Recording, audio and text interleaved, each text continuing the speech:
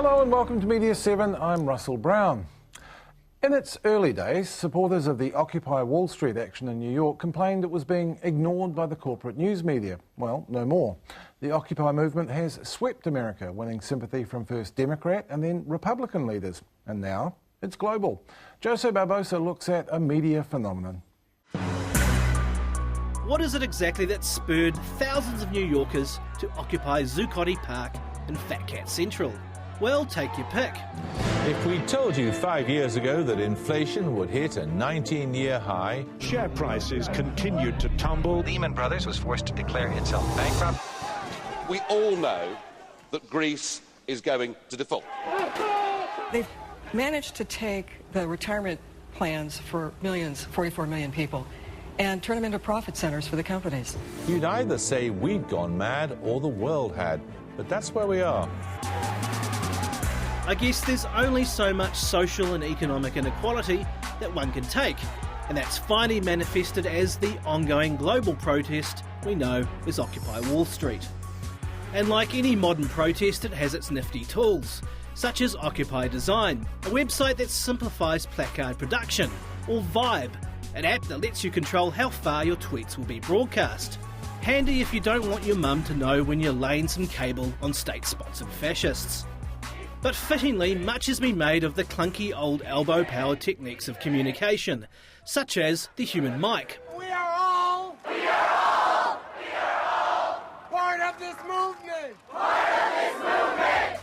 They also have a rather ingenious way of facilitating consensus. When you want to show support to something that you're hearing, you twinkle. Then there's, I'm okay with it, but not really. And then I disagree. Louder means we can't hear you. Clarifying question. If someone has a point of information, they'll throw up a finger. It's messy and it's complicated and it's slow sometimes, but you have to be willing to take that on, which is the only way that we can actually change a system.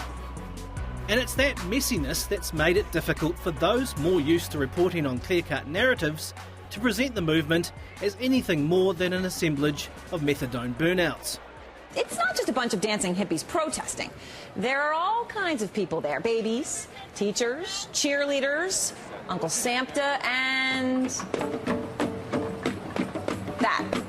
They are demanding change, but by design they have no set plan or end goal in mind. The one thing they don't have, a clear focus. News organizations love to cover news. It's news when protesters get pepper sprayed. It's news when protesters get arrested. Police swinging batons and using pepper spray to fight back the crowd. It's much harder to report on a massive nationwide death problem. And for some, like Republican Mitt Romney, well, the old brain cogs have seized up. Last week on the campaign trail in Florida, Romney said this about the Occupy Wall Street movement, quote, "I think it's dangerous, this class warfare." But Monday, Romney sounded much different when meeting with voters in New Hampshire. I don't worry about the top 1%. I worry about the 99% in America. And so I look at what's happening on Wall Street, and my own view is, boy, I understand how those people feel. But the movement has spread, even to this country, which has otherwise been occupied, watching our Prime Minister fumble his way through a three-way handshake like a frustrated squid. So it's a political movement without politics or obvious leadership. And it's been facilitated by old and new technology. But exactly how long will they be allowed to occupy their cities before the riot squads move in?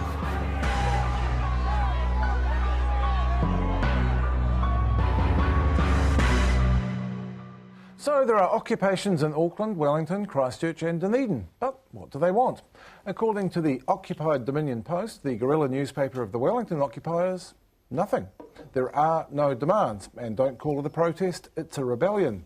In The Source, Sam Mulgrew looks at what people might be rebelling against.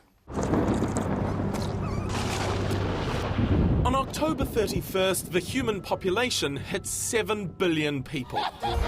Back when Napoleon became emperor in 1804, there were 1 billion people wandering about. 123 years later, when the first transatlantic telephone call was made, we'd passed 2 billion people.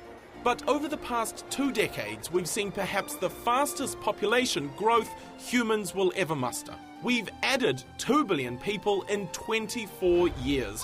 Projections for 2050 run from 9 to 15 billion. The jolt has sent food prices soaring, up 250% since 2000. There's only so much room on this little rock, and among humans, inequality runs rampant. 1 in 8 people don't have enough food. 1 in 5 live on less than $1 a day. 1 in 3 lack clean sanitation. 1 in 5 still live without electricity. And 1 in 5 live in China, where population grew 15% from 1990 to 2005, but energy use doubled. Wealth is a scary thing for the environment. The average American puts out carbon emissions equal to 4 Chinese, or 20 Indians, or 40 Nigerians, or 250 Ethiopians. But if Americans managed to live without their 40 million SUVs, the world would be a very different place. So, where is this all headed? Does capitalism need tweaking or dumping? And will he still be allowed an iPhone after the revolution? I'm joined now by Dame Anne Salmond, whose recent guest column in both Fairfax and APN papers hailed the mood for change. Scoop.co.nz managing editor Alistair Thompson and interest.co.nz publisher Bernard Hickey. Welcome to you all. Now, Dame Anne, you wrote a column that had the distinction of being run by competing newspapers. So obviously they were interested in what you had to say. What was your motivation for writing it? Well, it was provoked because I went to a lecture at the business school at the University of Auckland, and there was a guy called Robert Wade, who's a Kiwi-born economist who's at the moment a visiting professor at Oxford. And he gave this talk about the future of the world economy. So I went along because I was really interested. And he showed, among other things, a graph that indicated the share of income of the top 1% in the States since 1910 till now. And the graph basically went from about 18%, soared up to 22% in the end of the 1920s, crashed during the Great Depression, went right down just before the 1980s to about 7%. And that period he called the Great Prosperity, sort of before then. And then he said there was Reagan, there was Thatcher, and I thought to myself, yes. And then soon after that, there was Rogernomics in New Zealand. And lo and behold, the graph started to soar. And by now, it's up to, I think, 24%, which is a historic high. And I have to say, just this week, the Congressional Budget Office in the US released a bunch of statistics and graphs that are absolutely astonishing. Basically, all the income growth in the last 20 years has gone to the top quintile, and most of it to the top 1%. It bears it out. We know what the problem is. What are the solutions? Well, I think grasping the problem is a really good start, because it's not just the kids, you know, in Occupy Wall Street or Occupy Aotearoa or whatever. There are people like Joseph Stiglitz, he's a Nobel Prize-winning economist. He was formerly the chief economist of the World Bank. And he's saying that in the States now, 25% of the income is controlled by 1% of the population and 40% of the wealth.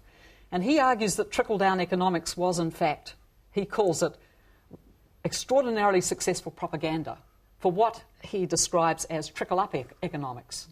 Under deregulation, privatisation, asset sales, all of these things, the profits trickle up and the costs trickle down to ordinary taxpayers. Was his, and this is a guy that I think people. And you just should outlined the problem again very well. But and to be fair, Dr. Paul Moon wrote a rebuttal to your column in which he did say you didn't seem to have any solutions. I think I'm with the young people on this one. That I believe that democratic freedoms are also at risk. And again, Stiglitz makes this point. He says, as you concentrate wealth, you concentrate power. And the very, very wealthy get control of media, lobbyists, spin doctors, you know, and they start to control the conversation. And I think we need to have a fantastic debate. I think it needs to be very inclusive. I think we need to hear from young people with the sort of things that they want to say about the future, because it's their future that we're talking about here. And so that's why I'm not, you know, a bit like them, I would say, saying let's have the debate, let's have the conversation. What a great time to have it in New Zealand. Couldn't be better.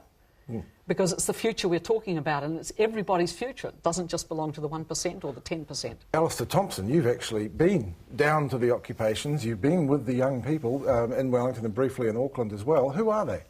Well, they seem to be slightly different in the two spots. In Auckland, there was about 600 or maybe a couple of thousand people marched up Queen Street and occupied Aotearoa Square. That seems to be a mixture of young people and sort of more experienced activists, you might say. In Wellington, a lot of the more experienced activists are not present, and I think there's perhaps an element of cynicism about the possibility... You mean amongst the old guard? Amongst the old guard, about occupying Civic to Square C Bridge, which is quite a difficult and indefensible position to be taking. This seems a different kind of protest to the extent they don't want to call it a protest. It's utterly fascinating that the response of the police and the councils in both cities, and in Christchurch and Dunedin as well, was to ignore this occupation when it took place on the 15th of October. And I think there's probably two main reasons for that. One being that it was in the middle of the Rugby World Cup and the world's media were on us and we don't really want to have pictures of policemen pepper spraying youths. And secondly, we have an election. And after they opened in Wellington, Peter Dunn came down the following day, or even on the opening day, who's the Minister of Revenue, and said that he agrees wholeheartedly with everything they're doing. And then the Mayor turned up, gave them their card.